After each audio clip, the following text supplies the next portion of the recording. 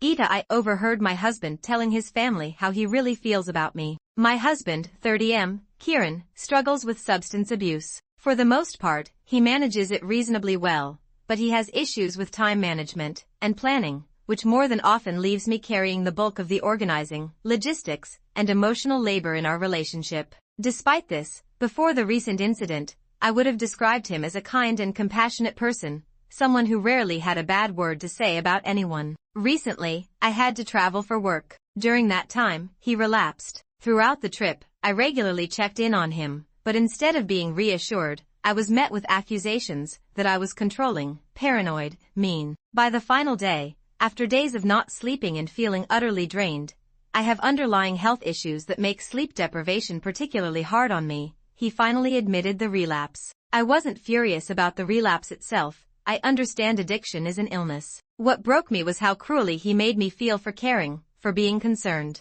In the heat of the moment, we both said things we regret. In the end, I asked for a separation. Afterward, he made comments about self-harm and suicide. Even though I was emotionally checked out by then, I was still deeply worried about his well-being. His family visited him the following day. Meanwhile, I was trying to reach him by phone. Exhausted and running on no sleep, I eventually passed out with the phone still in my hand, connected to our home security system. At some point, I woke to the sound of him, not knowing I could hear, hurling insults at me, calling me cruel names, tearing me down in a way I had never experienced before. I was stunned, heartbroken. The next day, when we spoke, I asked him about it in a roundabout manner. He didn't acknowledge it. Now he's acting like nothing happened and I don't know what to do. If I ultimately decide to walk away,